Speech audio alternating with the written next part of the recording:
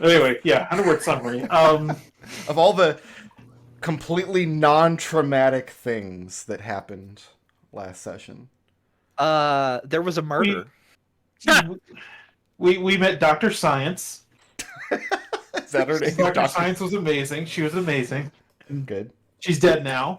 Victor killed Dr. Science. No, I thought she bonked her head and that killed her. She was going to die regardless. Victor made her brain explode. Yeah. Victor did like 30-something points of psychic damage to her, and she has... Her stat block is like CR1, so... And we found out that the genie we've been running around with for the past year and a half or so is like not actually the real genie because she was in a floating tube. She was floating in a tube, and doesn't matter. She's the real genie.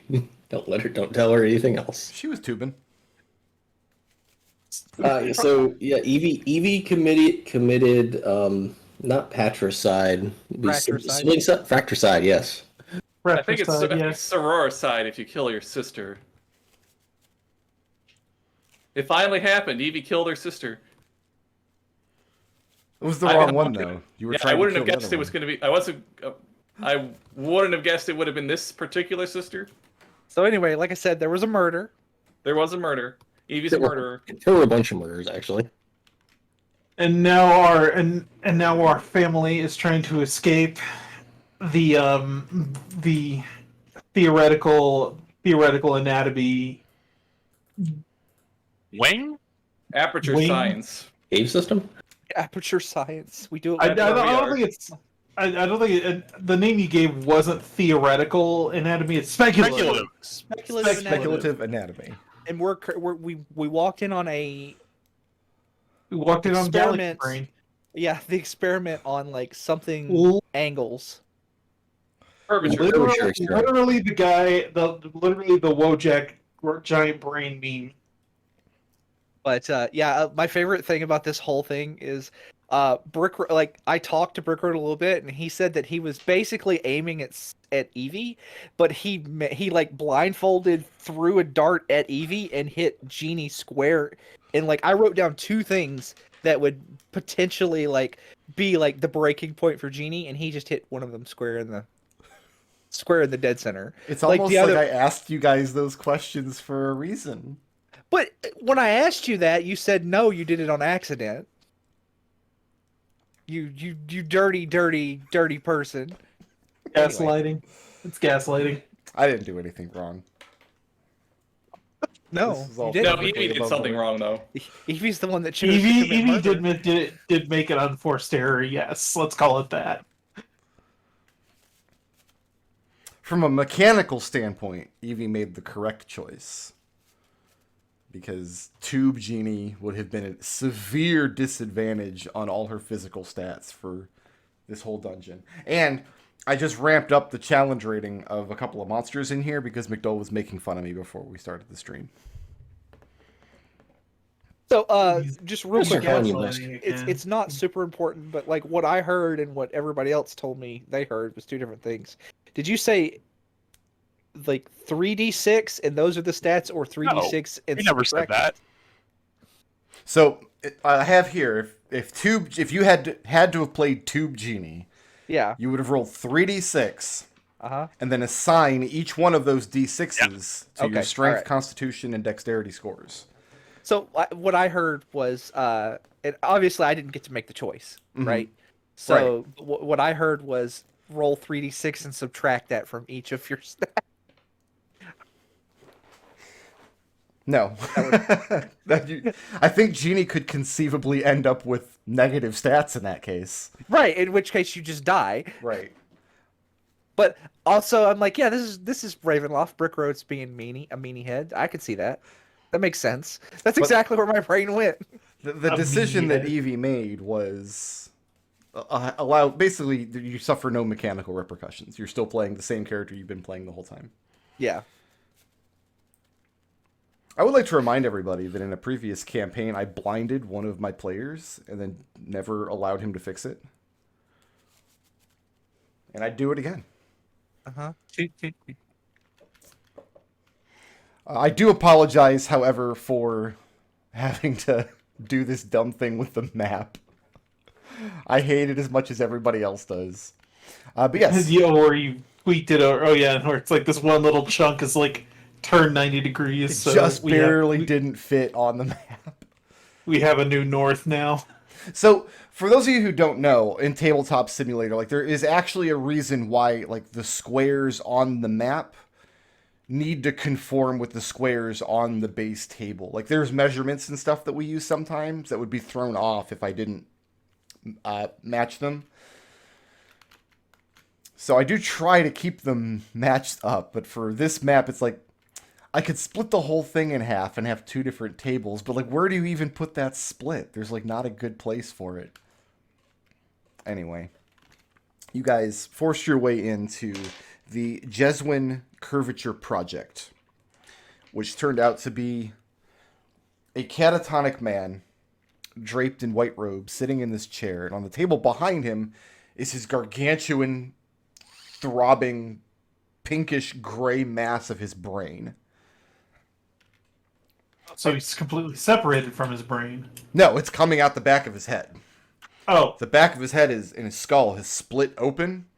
He's sitting in a chair with his back to the table, and then the table is covered with his brain. Oh, so it is like the Wojak meme. Yeah, it's exactly like that. The man sitting there is, like I said, catatonic. Like, if you watch him for a minute at a time, you might be able to notice his breathing or a blink here and there. But otherwise, he's just sitting completely motionless. There's a couple students in the room milling about that all kind of jump to attention, startled in your direction when the door opens up. As far as you can tell, the man of the hour, Professor Jeswin, is not in evidence. What's next? Victor will take a step back. Okay. You take a step back, but you still feel like you're the exact same difference from the distance from the giant pulsating brain. Do we want to go this way, guys? As I recall, you're the only one who wanted to go this way. Everyone else wanted to go the other way. It seemed like a good idea at the time. Well, it seems like both paths would have led to this room anyway, because if I'm reading this right, that door lines up with this door. That's correct, yes. This one is barred from the inside. But yeah, it would connect to a hallway that leads to this door. Illusion of choice. I mean, we had this path over here, which I think they said, from what I remember, it sounded like it led to the Lampworks. This is the exit area. Down here is an underground river that is flowing exceedingly fast and choked with debris because of the recent earthquake. Has connected this underground river out to the ocean in different places. However, it has not damaged the transport system that the men used to move product from the refinery down to the factory. They're saying that they can help you move safely down the river if you will ride on their little transport platform. Yeah, and they weren't shady at all, so I'm sure we Not can even a trust little them. bit, right? Not even. Yeah, no, they were absolutely sus. So not inclined. Oh, are the doors on the other side of the brain closed? Yes, there are three other doors. There's a double door at the other side that looks similar to the ones that you just opened. There's one off to your left that would lead back out into the room here where you guys fought the Howlers. So I guess Victor will yell at the students to get those other doors open. And there's just confusion in the room. And one of them looks back. And, who are you? Professor, what was the dude's name? Professor Jeswin? Jeswin. Jeswin sent us. It's time to evacuate. Professor Jeswin sent you. Do you not see what's going on? Speaking to him in Lemordian? No, he's speaking in Darkanese because Victor's not then he doesn't understand what you're saying. Unless Ekon translates for you.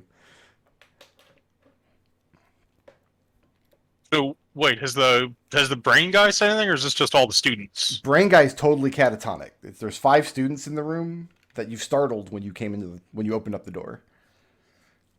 Brain guy hasn't moved or said anything. We can only see 2 students, just FYI. Oh, sorry about that. There's 2 there. There's 2 there, and there's 1 here. Now we can see them all. And there's Brain Guy. Yeah, we can see him. And Brain Guy's brain is already kind of drawn on the map.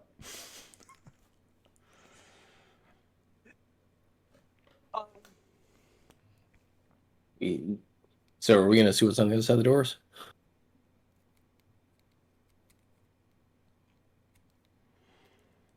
I don't know. I have no idea what we're looking at. It's a terrible brain thing. We've seen weirder. Don't be shocked. Yeah, I mean that's not the most horrifying thing we've seen today. I mean, Genie is not in this conversation, so I'm not going to say anything. This didn't even merit a horror check opening these doors. Ekon, what do you Getting think? jaded, having been in Ravenloft for so long. I mean, I think we should try and get these people out of here. All right, let's see if we can convince them to leave. Yeah. Victor's like motioning for them to evacuate. But he doesn't go into the room yet. Okay. Evie has no particular inclination as to whether anyone in this horrible place survives or not. Ekon. Mm-hmm. Over the course out of the confusion, you learn that the students in here are part of Professor Jeswin's staff. That they've been ordered to stay in the room. You've heard from the previous students outside the room who you guys intimidated, the ones that were dragging this cannon out to try to scare you away, that there was some kind of containment breach with this experiment that Jeswin is trying to keep under wraps. These guys are more scared of the professor than they are of you. Mm-hmm. You're going to have to change that if you want them to leave the area. Why don't we ask him what exactly breached? Yeah, I mean, was there any... I'll ask if there's anything else we can do to... Was there anything that we done to stop a containment breach after it's in progress? One of the students starts to kind of try to shoo you away, giving you these, you guys don't even know what you're talking about, you're not part of Jeswin's staff, you don't even look like you belong in the university. Halfway through his shoo you get out of here speech, the man in the chair groans, and part of his body lurches to one side, his shoulder juts up. The whole of the brain pulsates for a moment, and a flower pot appears above the speaking student's head, crashes down into him, and knocks him out cold on the floor. And he abruptly stops talking. That's this poor bastard. I think the thing in the middle pot. breached. Flower pot, in a ceramic flower pot with a big yellow flower in it. And all of the students look at this, frightened. The second one steps forward. If they think they can offer assistance, perhaps... Begging your pardon, what sort of expertise do you have with situations like this? We contain problems. Tell them that, Ekon. Genie, get up here. We need some magical knowledge. And I'll say, we're experts in the magically unusual. There's some bickering amongst the students in Lemortian about whether what they're looking at is magically unusual or scientifically unusual. But halfway through the debate, the catatonic man lurches and groans again, and a plate of French fries appears at Victor's feet. Right in the doorway. Victor will pick it up. It's a steaming hot plate of delicious, salty French fries. Is this kid unconscious or is he dead? He's just knocked out. He got hit with a flower pot. Victor will thank the man and try to eat one of the french fries. And No, it's do not do that, Victor. hot piping delicious. What are the containment protocols and how do we reestablish them? Make me a intelligence check. You got it.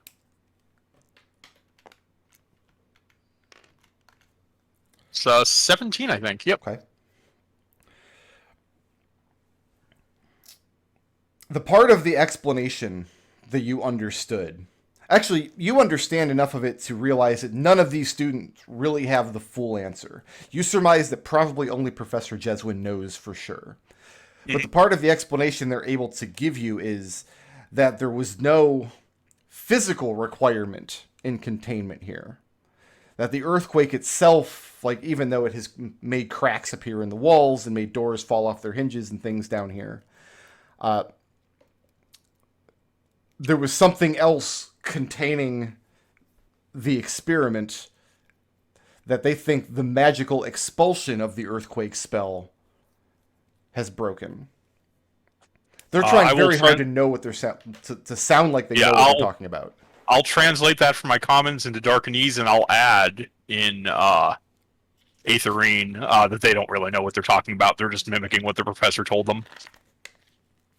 Okay, we need to get at. Let's try checking through some of these other doors. Maybe the containment stuff. Whatever's. Do you know where things potentially have failed? And so you're walking towards the double door, and you ask, "Do you know where things have potentially failed?"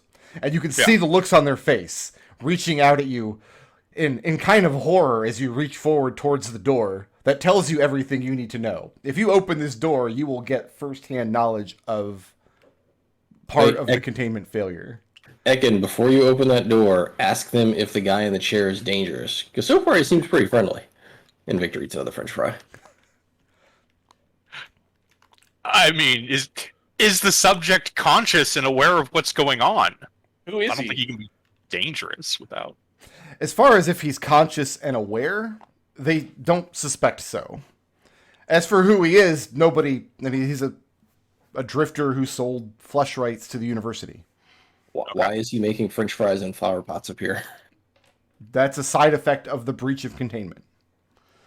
Yeah, Ekon will pull out his shield and open the door. Okay. There's another room beyond the door, similar in shape to the first one you came in, one of the other wings of... this room that you're standing in is a sort of laboratory area that has two wings on either side of it. There's another student in this room. He's been split in half, and his guts and entrails and all the gooey parts splattered across the floor and up the side of the wall. And this is also a side effect of the breach of containment. Ugh. What else is in this room? A lot of some overturned tables with scientific and medical instruments strewn about. And you can Did the earthquake cause that? No. You hear a voice from the far end of the room, calling out Lamortian. "What is the meaning of this? I told you no one is to be admitted." Jeswin! And Is then that him? fat, balding man wearing a bloody smock, wiping his hands on a bloody rag that's not doing very much more. You see him appear from around the corner. "Who are these people? Get them out of here!"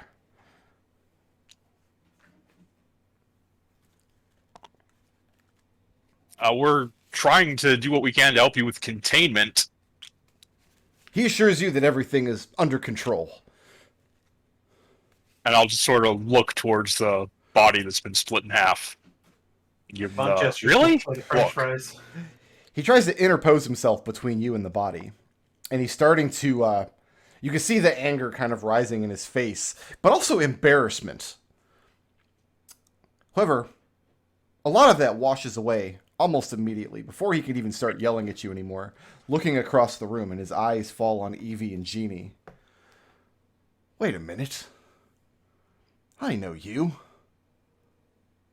You're, one of Mordenheim's pet projects." I'll translate for them. Oh, God. Jeannie slowly turns to look at him. Ekon, tell him he better explain before Evie kills him. How much do you know about that project? Because we are looking for some any extra information we can get on it on our way out. He shakes his head. I mean, his eyes are fixated on Jeannie across the room as he's taking a few steps in, making his way around the table.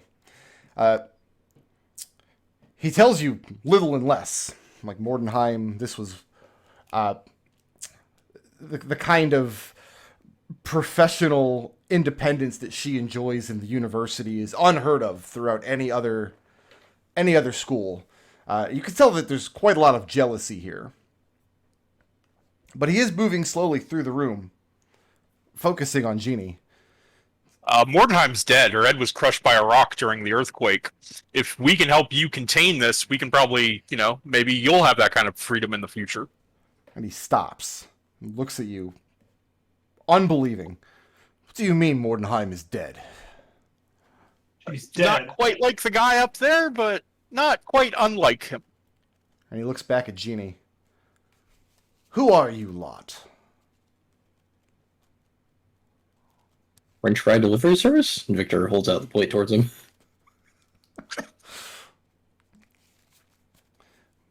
We're House Veritas. We're nobles from a different province.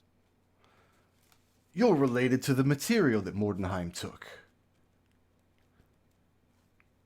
You came here to rescue her. Like knights in shining armor.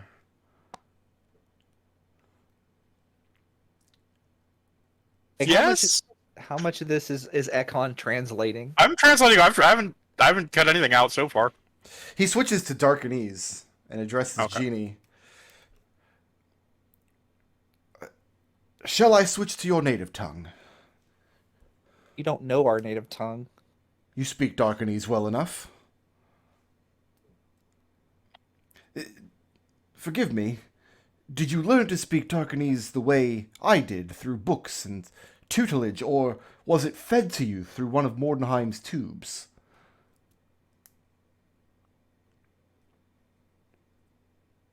Jasmine, Doesn't say anything. She's just staring at this man. Jasmine, you may want to stop talking right now. He's making his way around the room towards her. Evie stands between them. Remarkable. She had a theory that the transference process required an identical twin. Some nonsense about... but is it true? Are you two twins, born to the same mother on the same day?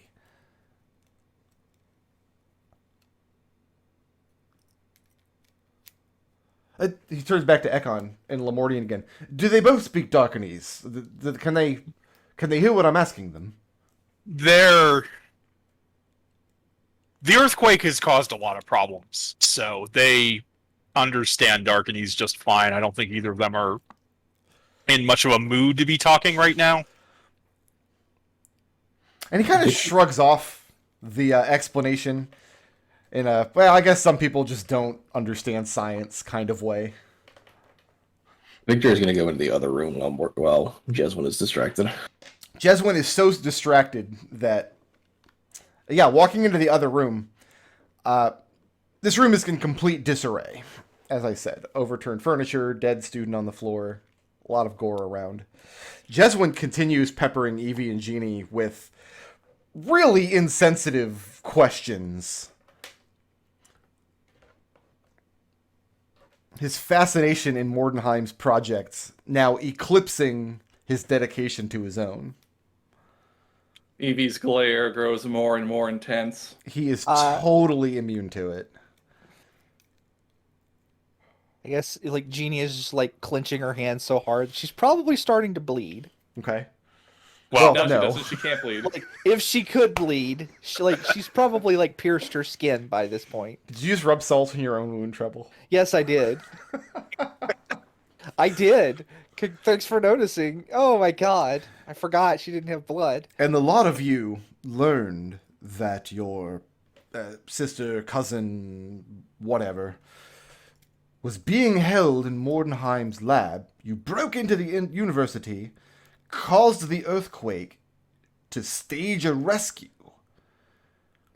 You must be men and women of considerable means and talent. something like that. Turns to the student behind him, and in Lamortian. Says, very well. Remove Directive Alpha. The student protests for a moment. Professor, you told us under no circumstances are we supposed to... I know what I said! Do it! Students exchange glances. One of them shoulders back into the room behind Victor. The other ones kind of take up positions around the giant brain.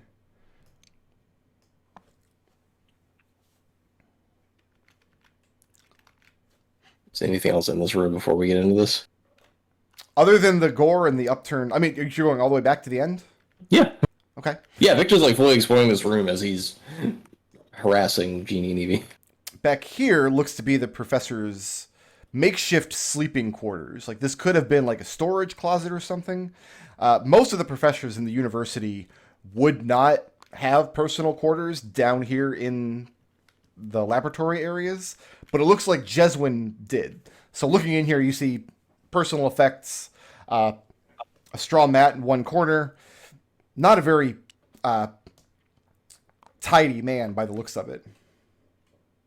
Yeah, so Victor would probably be back in this room whenever this whole thing starts. I mean, you can still hear what's going on out there.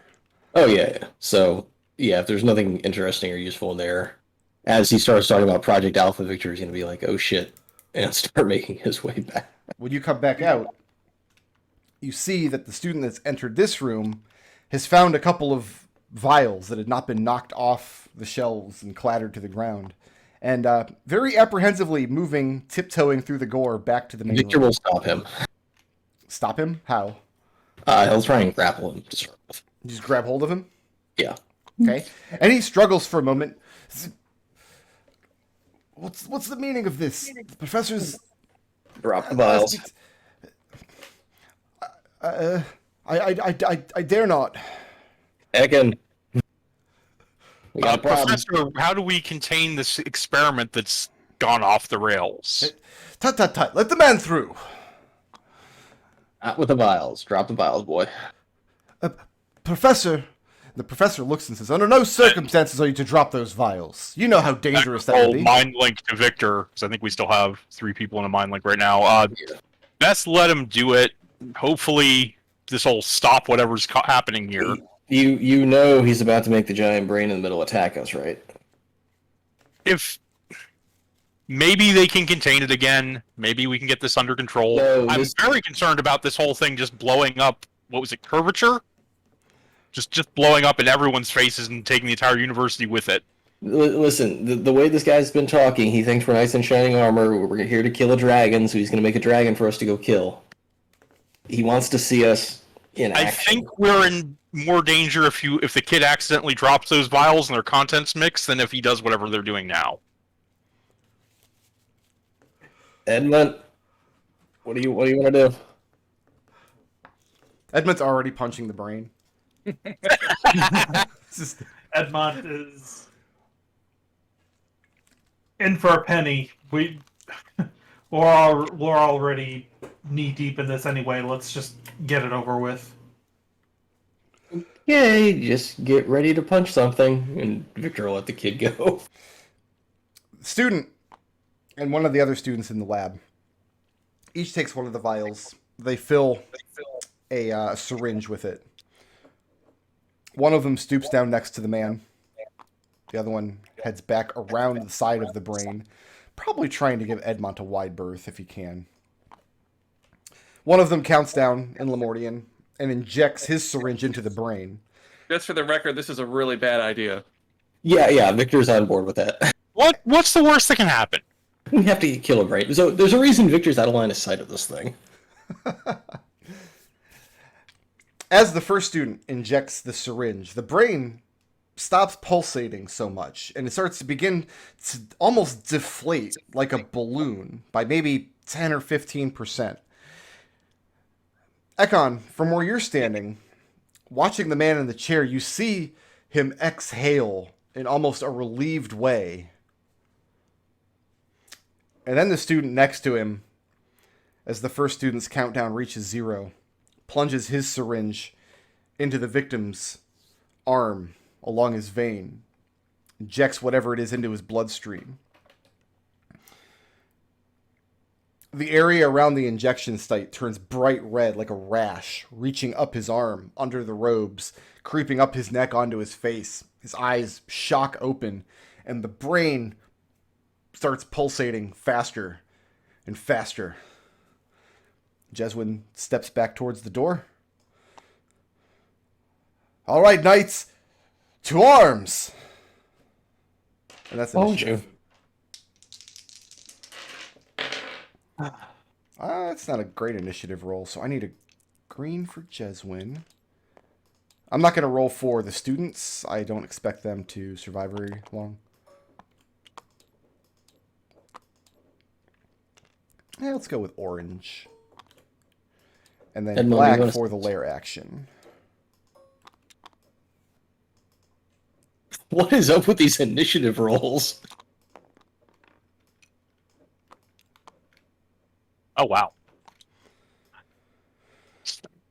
There we are. But there we actually I'm serious. I don't have an initiative bonus. So this is how this section's gonna go, okay? Did you guys all roll really badly on initiative? I could roll lower, but I would need to have a dexterity penalty.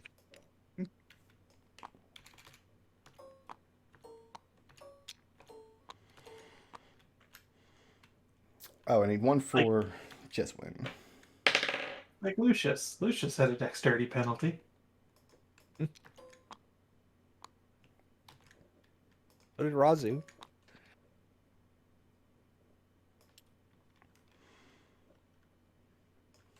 Yeah, got tired of that. That's why I rolled up Edmont like I did. All right, I got blue, orange, and green and black on the initiative order. Who's at the top of my order up here? Looks like it's So easy. here, first up, we've got Evie with black token on deck.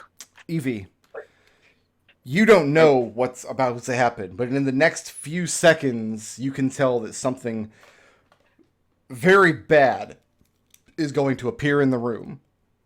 Probably not a flower pot or a plate of French fries. Out of the corner of your eye, you can also see Jeswin reaching for the handle on the door behind him. Oh yeah, I bet.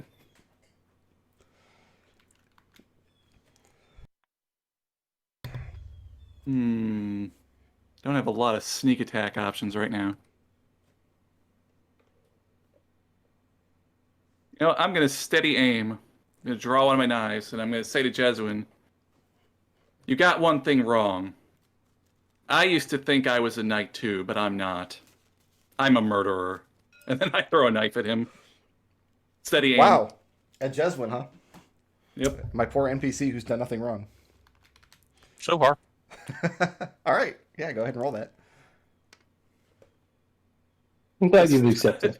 Does a 28 hit? Yes. He takes... Hold on. 19 points of magical piercing damage. And he is bloodied as the knife hits him high in the chest and a spurt of blood shoots out. Evie, Yes? make me a dark powers check. Sure. You just said I'm a murderer and then murdered someone. It's only attempted murder. 18. 18? Okay, that's a that should be a pass. I don't think you failed any of these yet. The dark powers check? I think I failed a couple. Maybe not. I don't know what the modifiers are. No, but I do. Evie, Yes.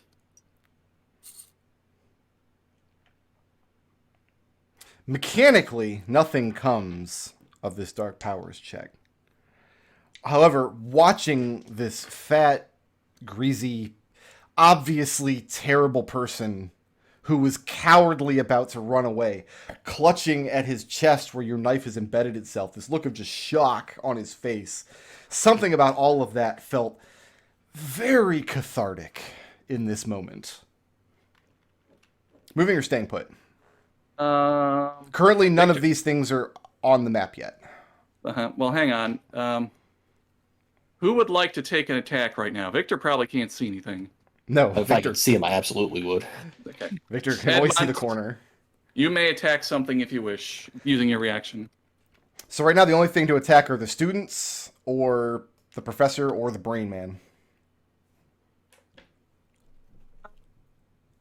Also, Edmont has 1 level of exhaustion, as I recall. Exhaustion, which I'm not going to take that attack of opportunity because I'm not sure what exactly the threat involves. Yeah, if there's nothing else to attack here, then yeah, I'll just let that go. I can't move because I used my Steady aim. steady aim, so that's the end of Evie's turn. Well, that's the downside to rolling initiative higher than the lair action. Yeah. Because the brain suddenly, it doesn't open in the sense that they're like a cavity inside the brain forms and things come out of it. More like the space that the brain contains opens and parts way and belches forth a slurry of monsters. The biggest of which, looming, floating above the brain, through no physical process that you can see, as though it's immune to gravity, is just a writhing mass of pale pink tentacles with a sloppy blind eye blinking in the center of it. Gross. This creature is fairly large, almost as large as the entire brain itself sitting upon the table. The afterbirth of this emergence are 7 smaller creatures. They look the same, these writhing mad like balls of tentacles fanning out in all directions. But these ones lack eyes of any kind or any other discernible features. And that's their turn. That's the lair action. Who's next? Next up, we've got Edmont with blue token on deck. Edmont, the little tentacle balls are small enough creatures that there's literally one occupying your space. Then yeah, let's go ahead and punt it. You guys can see all the little orange guys, yes? I can see 4. I see there's one directly on me. Oh, There you go. okay, there we go. Yeah, that one that's directly on me is about to get punted. Okay.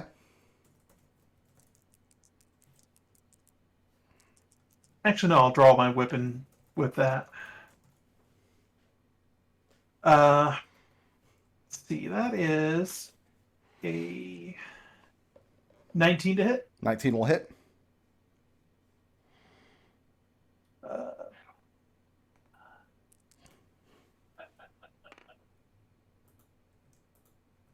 5 points of slashing damage.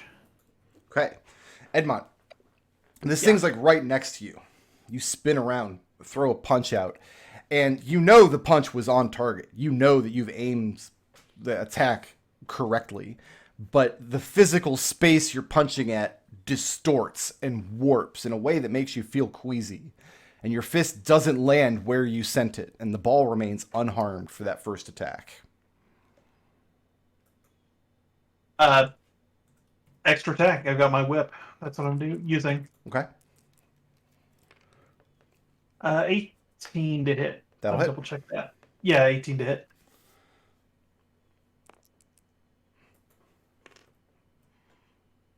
Five points slashing damage. Okay, and the thing is bloodied.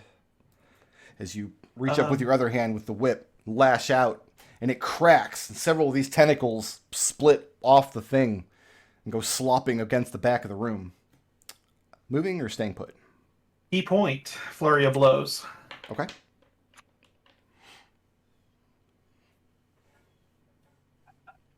I have to gauge how strong some of these things are.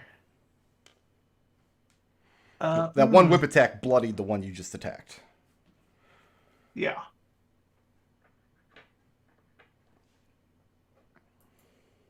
Does an 11 hit? 11 does not hit. Martial arts again. That's an 18 to hit. That'll hit. Oh, it's probably dead with a 9 points of bludgeoning damage. Yeah, that'll do it. So the one in Edmont's square is destroyed.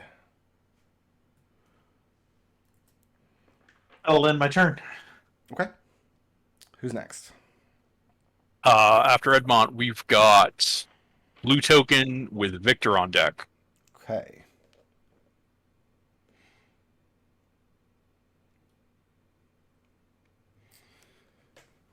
Let me roll some random dice here.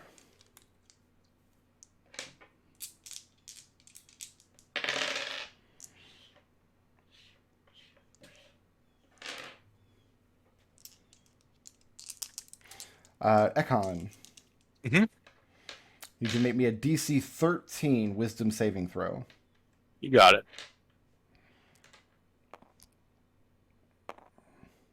Passed. Okay.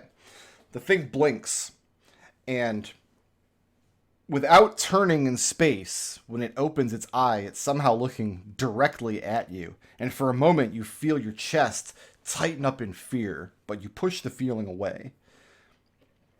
The student next to you is almost certainly dead.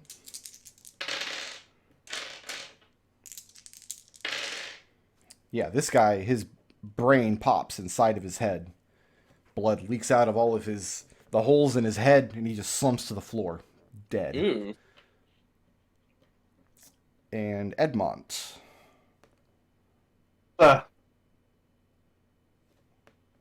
DC 13 strength saving throw, please.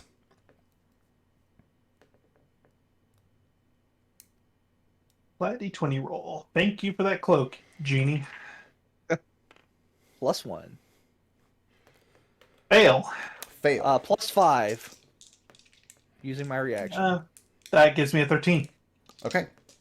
You feel something, like you hear the squelching of the thing's eye closing, and when it opens again, you didn't see the thing move or turn in physical space, but now its eye is directed directly at you. You feel something clench around your torso, your arms, as though something... I mean, you've been grabbed by Ekon's brain hand before. This is what it feels like for a moment, but you manage to push away from it. The thing does not grip you. The eyeball fixates on you until its next turn. Who's next? That Ekon's That was kinesis blue- trick. That was blue token, so we've got Victor with Orson on deck. No one's standing by Jeswin. All right. Nope. So from this corner, can Victor see Jeswin? Yes. Okay. He's still clutching for the handle on the door with one hand and clutching at the dagger in his chest with the other. See, I was gonna be a hero and go block the door, but I don't have movement to run away. So we are going to bonus action Hunter's Mark Jeswin. I don't think you need to bonus mark him. Well, I don't get a sneak attack because no one's next to him, sadly. Oh. And I had to move to see him, so he can't steady aim, which makes me sad. Unless I get surprised from hitting him from all the way over here. No, nobody was surprised in this encounter. There was literally a countdown. Alright, so then we will just attack him.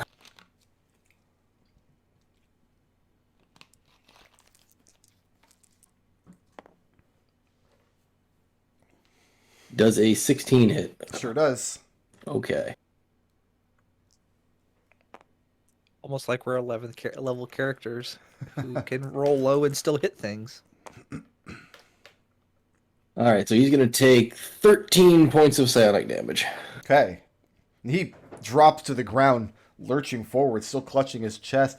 Not sure if it's surprise or horror on his face at the end. You can't! You don't! And then he slumps forward and moves no more. Moving or staying put? He's going to move back at this freaking corner. Okay. Classic That's the corner where you were just complaining you couldn't steady aim from. Yeah, but there's people next to everything else. All right, who's next?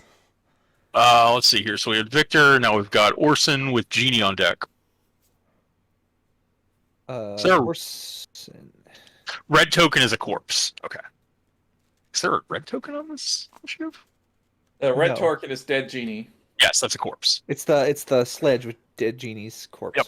With two Genie. After I murdered her. Are there three? Because there's another red token that just says genie. Right. There was That, a glitch where that it white disappeared. token you're playing with is dead. Okay.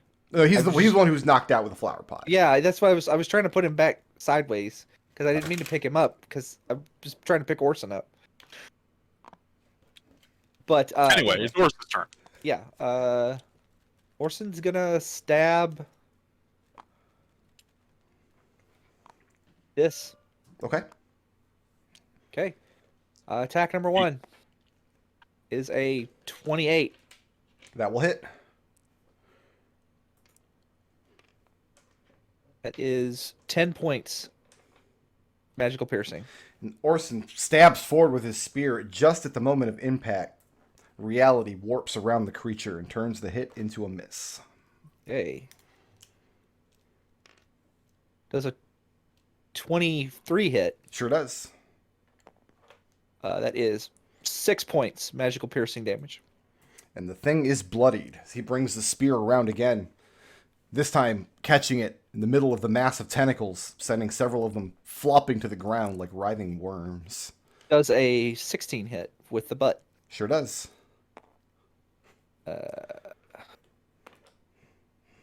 For 6 more points. And that's enough. So the third hit comes around, smacks the thing out of the air, and splats it against the ground like an unruly insect. Moving or staying put? Orson is going to step back. Okay, we've got Genie with green token on deck. Genie is going to... What is this? That is the large mass of tentacles, the size of the man's brain, floating above the brain on the table. It's floating. Okay. Floating there as though immune to gravity. They're all floating, right? Yep. All right.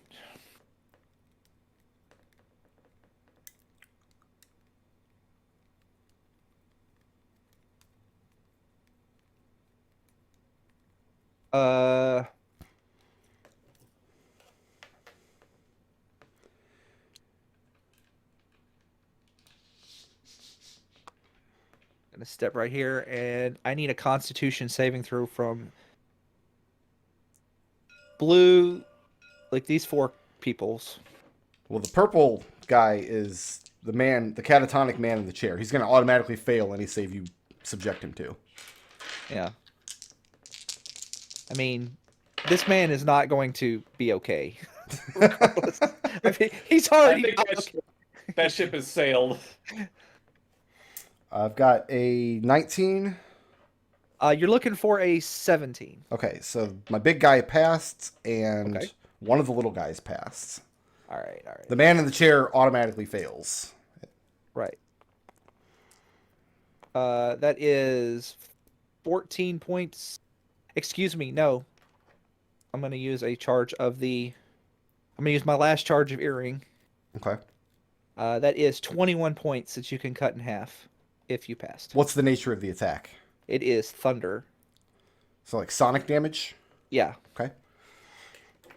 These 2 creatures, as you subject, like send the shockwave across the room. Again, you see this almost mirage-like effect in the air in front of the 2 small creatures as the shockwave harmlessly passes through them. The big guy takes half damage for passing the save.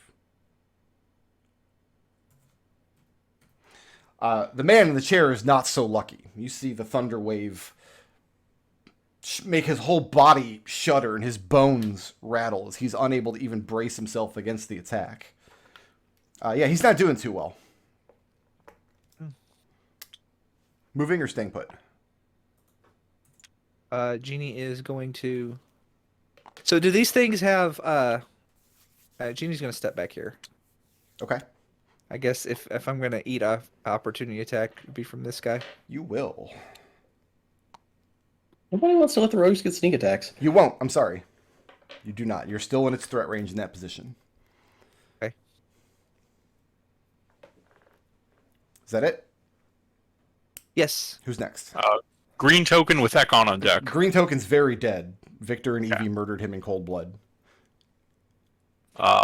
So I told him I was a murderer, to be fair. I need the guy in the chair, all these little tentacly bastards, and the large tentacly bastard to give me a DC 17 Constitution saving throw. Well, the guy I'm in the not chair is sure we going to fail. want to. I'm not sure we want to kill the guy in the chair. He seems like a victim in all this. I'm looking for a 17. Yep. And that's Constitution. Yep. Big guy has a 20. All the little guys failed. Okay, so he'll take half. So that's 21 points of radiant damage. Okay. So that's Light of the Dawn, bonus action, Hammer of Air. So Hammer materializes next to the big guy and takes a swing at him. Nope.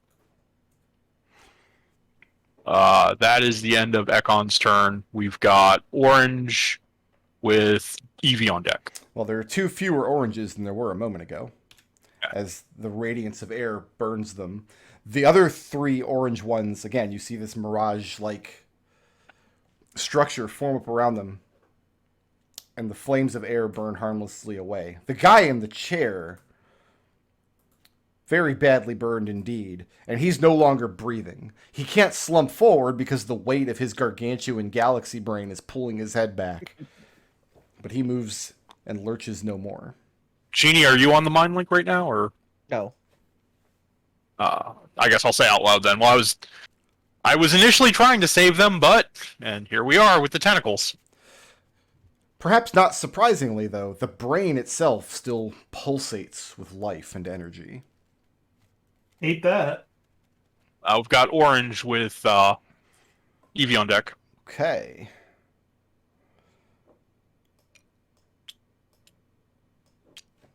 First, we'll do the student up there.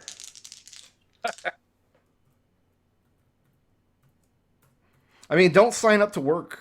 Like, you don't do your work study in a mad scientist lab if you don't want to get stabbed by tentacle monsters. That's all I'm saying. It's going to happen, right? Yeah, but he's got to get this on his resume, or he's never going to get a job. the economy in Ludendorff right now. So yeah, this student's just dead. As this ball of tentacles floats up above its head, and then the bottom of its body hardens into this wicked-looking fang or spike, and it just drops down with an absurd amount of force for the amount of acceleration it had. It just pierces directly into its head. Starts wrapping its tentacles down around its face. Ooh, gross. Edmont, Sir. I have a 16 to hit. That does not hit. And Genie, I have a 12 to hit. No. The 2 other small tentacle monsters float up above your heads and attempt the same attack. Edmont, you definitely sidestep out of the way. Genie, I think you just have a really hard head. Like whatever material Mordenheim made it out of. Oh, no. Well, we've already gotten a look. We've gotten a look at Jeannie's insides. She's got normal bones. But both of those They're creatures type. have missed. This guy is very dead. I mean, I don't... Very high tension ceramic. There's some very strange mechanisms going on in that bone marrow, though. You gotta admit that. He still has movement, though. Yeah, we'll do this. That's the end of Orange. Who's next? After Orange, we've got Eevee with layer action on deck. Are the students not getting any actions? Oh, I'm sorry, I didn't put the students on here. I was going to have them act on 0. They're not doing anything of substance. They're just trying to... Oh. Run away. Evie will, on her turn, she'll look at the student and say, "Why are you still here?" And then she'll move here, and I will try to stab the big tentacle thing. Okay.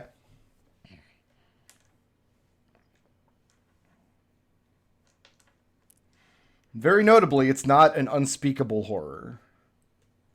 Those were last week. How's a 23 to hit? 23 is pretty good. Does this one distort and block the attack? Does not. Okay.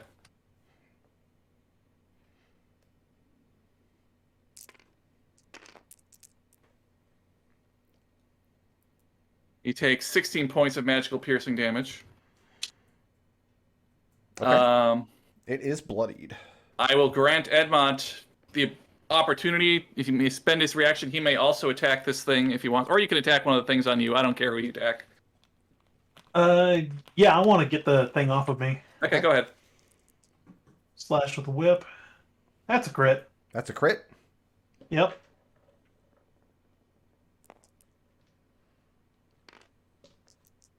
Six. 12 points slashing damage. The one moving Dude, toward you, you're anticipating its movement into your space. You lash out with your whip, and it's the most perfect whip strike you've ever thrown in your life. Yep. And it is deflected by the reality warping of the creature. course it is. Oh. Well, Is that that one for is Evie? now vulnerable. Bonus action. She says, "Victor, get in here," and she gives him advantage to hit this one. Do you have to be able to see then- Victor, or just hear him hear you? I need to be able. He needs to be able to hear me. I need to be able to see the creature. Okay. So that's on my turn. I get advantage. Yep. Okay. And that is the end of Evie's turn. Got layer action with Edmont on deck. Okay, I've got to roll some stuff. The man in the chair is definitely dead. Not breathing. He's been subjected to thunder wave and air's fire. Horrifically, the giant brain begins consuming the corpse, starting with the head. Like the whole body juts and lurches upward as the brain starts to draw the body into itself. Oh, this is a good idea, honestly. Even Victor thought this was a bad idea. Victor's not eligible for this attack because he's a coward. Damn right. Orson, can I please have a strength saving throw, DC 13? Orson's good at those. Yes, I wish I had rolled someone else. Strength saving throw. Well, you said 13? 13. I'm going to give him a +5 because he rolled a 12. Okay. He doesn't have strength. He has dex, int, and charisma as his saving throws. Oh, that's right. He didn't get strength saves because he didn't start as a warrior. He has good strength, though. So, for a moment, it almost feels like the floor underneath Orson as this dead body lurches and the brain pulsates. It almost feels like that part of the floor turns into mud or unwalkable marshland. But the odor in the air, you become aware that Orson is now standing knee-deep in a big puddle of chocolate pudding, sucking him down at his boots, but he manages to keep his footing and not fall face down into it. So he is not restrained there. In the chocolate put, he wasn't. Hold on, back up. Let me parse that turn that just happened. Orson had to roll a strength saving throw to not be restrained by a morass of chocolate pudding. So this 5-foot square is a deep puddle of chocolate pudding that counts as difficult terrain. So for my edification, is the chocolate pudding on top of the floor, or did part of the floor get turned into chocolate pudding? No, you watched him sink down to above the line of his boots. This is Part of the that floor is has been whimsical. transmogrified to chocolate pudding. That was lair action. Who's next? We got Edmont with blue token on deck. Edmont, if you move from that space, both of those creatures get to... You're in their threat range is 0, effectively. Yeah, I'm gonna go ahead and try and press the attack on that one that robbed me of my delightful crit. Remember, Belmont looked at that. It's like, whoa, that was cool, but it didn't work. Yeah. 24 to hit. That'll hit.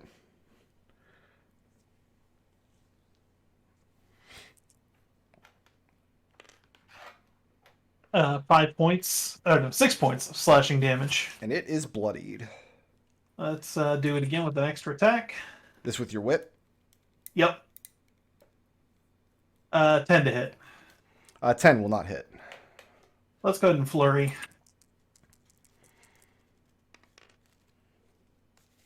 How does a 16 do? 16 will hit. 10 points of bludgeoning damage. And that's enough. And then to the other one, how does a 12 do? 12 will hit. I think I've narrowed down this thing's AC. these little bastards' AC. That's a 5 points bludgeoning damage to the other one. And as you lash out at that one, reality warps around you and absorbs the strike. Okay. Moving or staying? But I think I get the idea, but yeah. No, I'm staying put. I don't want to. I'd rather not take attack of opportunity right now. Got blue token with Victor on deck. Okay. Victor is still not an eligible target for this attack because he's a coward.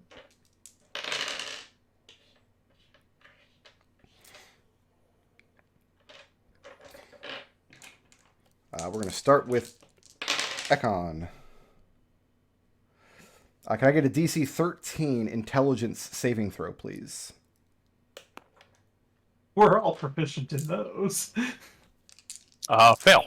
Fail. Alright, I don't have a reaction. Yeah. I don't have mine either. I used mine already. 29 points of psychic damage. Ow. As the eyeball opens and looks at you, and you feel the effects of the thing that just popped that poor student's brain a moment ago. Your whole mind is on fire. It's like your migraine has a migraine. Your vision begins to swim. Genie. Uh-huh. A DC 13 strength saving throw, if you please. You know, I'm not good at these. That's a fail. It's a None of us fail. are. When the eyeball opens again, you find the psychic grip crush around you, crushing your arms to your torso and lift you bodily into the air. The ceiling in this room's not quite 20 feet away, but you're now brushing it with your back and your legs, looking downward at the floor, and you are restrained there. Okay. And Orson. I need a DC 13 dexterity saving throw from Mr. Orson, please. I mean, so he's got a +7 on this. That's a super pass. It's a good thing he's not restrained by the pudding. Orson is like working his boots out of the muck, and for a moment he feels his muscles tense up and this wave of lethargy hit him. But he shrugs it off and is not affected by the slowing ray. The thing does not move from that square. Who's next? After blue token, we've got Victor with Orson on deck. All right, let's see how big of a dick Brick really is. I mean, you were here last week, right? Dick Road. Yeah, but that doesn't Wow, mean you. nobody's ever called me Dick Road before. That's never happened. Listen to me. My name is Nick. What do you think people called me? My name is Ricky. What Right. do you think people called me? Oh God, it's the worst, isn't it? Chris was calling me Dickie Ricky when we were friggin' 8 years old. That's horrible. Chris, why are you such a jerk? He was a bully all through. No, it's fine. I resent that. Well, I'm gonna try and bully your monster, except you probably made it immune to psionic damage, so You can change it to whatever kind of damage you want. yeah, with a dark powers check. You have to make a dark powers check to do that? Because I killed Darkwood nearly. Well, that's only with piercing weapons. Only with piercing damage. And you told him also anything that would draw blood. So fire. Fire ice. is fine. Acid is fine. Cold is fine. Psychic is fine. Oh. Well, psychic might not be fine in this case. I haven't played the new Pokemon game. I don't know if this guy's a psychic type or not. I don't know. We trade him. Do you think he'll evolve? I mean, I guess we're going to not find out if acid works. We're gonna try acid on the big blue guy. It's a bonus action to switch the damage type to acid. Yeah, I mean, acid works pretty well on brains, right? Acid works in pretty well on everything. You guys went through that whole brain dungeon and you never tried it, so. Yeah. So we're gonna try it now. And you have advantage.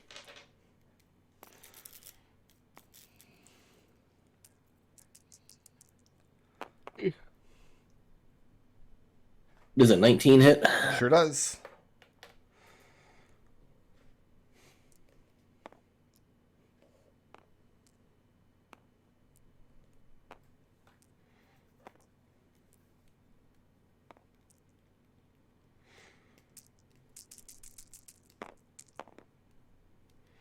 Ah, look, crappy rolls. Okay, so that's gonna be 22, and then if he's vulnerable, I guess it'd be 44. And that's it for the big guy. As the thing dies, it's almost like the same reality bubble that spawned it opens up and swallows it back in place. Am I still restrained? Kill the brain! You're not, so I will allow you to use your reaction to make an acrobatics check. Hold on. I don't think I have a reaction. Okay, then you're just going to take falling damage and be prone. 6 points of bludgeoning damage, and you are knocked prone as the grip loosens and drops you to the floor. Okay. This is the worst thing that's happened to you today. Are you sure? And Victor is moving back into the corner. Yeah. The two small balls of tentacles are still in the room. They do not vanish with the big one. Got Orson with Genie on deck. Orson is going to move here. And he's going to poke the one that's in Genie's space. Okay. Well, floating above Genie's prone body. That is a natural 1. That is a 22. 22 will hit. Okay. For 10 points of damage. And not surprisingly, reality opens up and swallows the attack. 15 to hit 15 will hit. for the butt, which is 8 points. And that's enough. So this one that was harassing Genie moves no more. I guess as Orson stands protectively over his sister, ? Got Genie with green token on deck. Genie is going to stand up Yep. and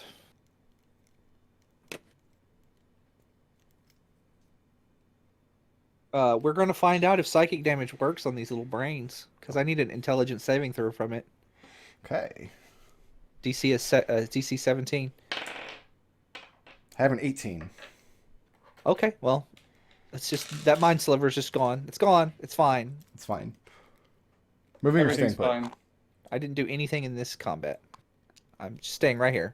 What do you mean? You got picked up and thrown to the floor. It was funny. Got green token Oh, he's dead. and Ekon. So I need the one in Edmont's space. Actually, first I can attack with the hammer. It's a bonus action. Attack what? That'll hit a crit. Does it have to move first? No. Oh yeah, I would. You're right. Sorry. Okay. Same bonus action moves it as makes the attack. So, Yeah. And then that crit will definitely hit. so that's going to deal 16 force damage. And that's enough. The hammer of air squashes the final ball of tentacles against the floor. Is this brain still like living on its own and consuming a body? By the time you've killed the last small tentacle monsters, it's as though the brain is in its final death throes. It's pulsing erratically, and it's stopping movement. It has consumed this man's body up to the start of his shoulders. That's the end of Ekon's turn. Professor Jeswin, his corpse has sunk down into this pool of chocolate pudding. Chocolate pudding. Oh, that is the square he's in. Yeah.